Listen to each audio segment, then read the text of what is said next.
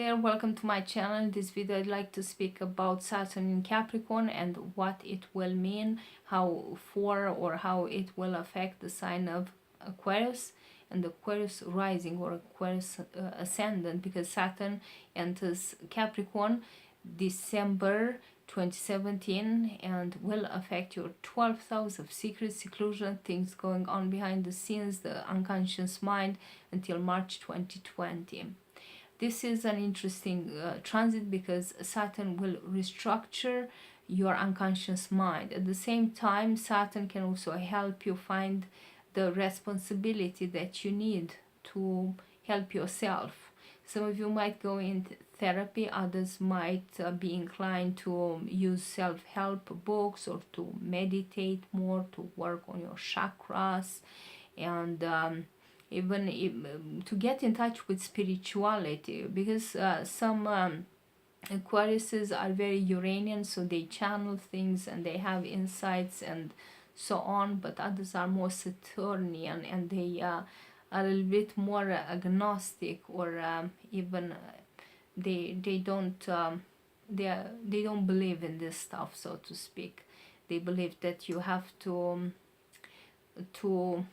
get a couple of joints to get there, you know, or something like that.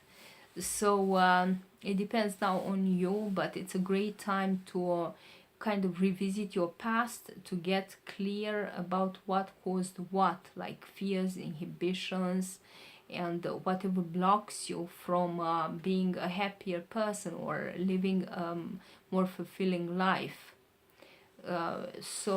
My Saturn transit through the 12th house was like 12 years ago or 14 years ago, and it was also a Saturn return for me, so it was very powerful. It was the first time I got in touch with ideas about spirituality, and my first experience was meditation. I followed some instructions on how to meditate, and it really helped me get into balance, get rid of stress. I was very tense at that time because I worked and I did other things, studied at the same time, and I did like 3 different activities at the same time, and I was very tense and stressed out and tired of everything. So it really helped me come into balance, and from then on I opened myself up to anything regarding spirituality and inner work, using spiritual methods or methods developed by spiritual persons. And I read lots of literatures. It wasn't just Eckhart Tolle that was popular at that time, but it was much deeper methods. I tried everything, like getting in touch with spirit guides. I didn't succeed by the way, or channeling or things like that, but I succeeded in working on myself and getting rid of any blockages, and working with my chakras. And by the end of that transit I was a whole new person. I felt freer, I didn't feel inhibited. I knew a little bit more of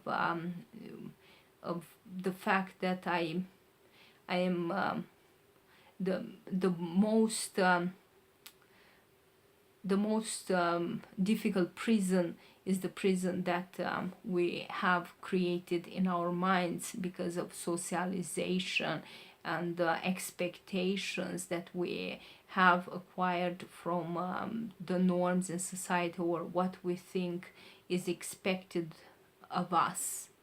And I never regret that I got in touch with this world, because it really freed me from a lot of things. But this is also a great time to do research, to take a doctor's degree, to succeed in a career as a researcher.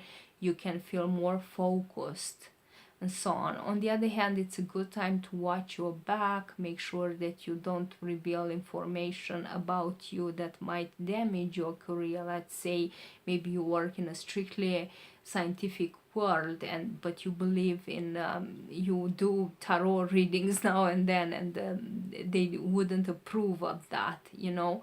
um, so in this sense, you have to be a little bit careful, because the 12th house is also the house of secret enemies, so a little bit of care there in how you present yourself and what you reveal for whom and so on. But it could be a time when you do free yourself from many inhibitions and blockages, and you can of course help this transit by going through traditional therapy, even if you believe in that, or you could work on yourself, meditate, and but when you do inner work and so on, it's good not to have expectations, because people start to look for experiences, you know. I saw an angel and I got in touch with this and that and so on. It doesn't need, if something wants to connect with you, it will probably, if you have that ability. And I never channeled anything, you know, or you know, so I thought maybe it's not for me, or it doesn't exist. Maybe people start to come up with this stuff, you know. But anyway, I never did. But I did learn how to listen to my own insight. Like if I had a question, I would ask my higher self something, or send an intent, finding something or finding an answer or things like that. I would send an intent, I want to find the answer to this question. And most of the time I did have an insight, or I found the solution, or I found what I was looking for. And I also tried feng shui and anything, you know. And this really helped. Maybe, let's say, feng shui maybe doesn't really work with energies, but it did work on my unconscious mind in a subtle way. If it doesn't really change energies, it really stimulated my unconscious mind to go in the desired direction. And yeah, it was a nice, I love that transit actually, the Saturn in the 12th house, and I hope that you will enjoy it too. And until November 2018, there will be the sextile to Jupiter in your 10th house of status, career, reputation, and maybe you can achieve some goals, or maybe you learn to take control over some situation in your life by changing yourself or your attitude.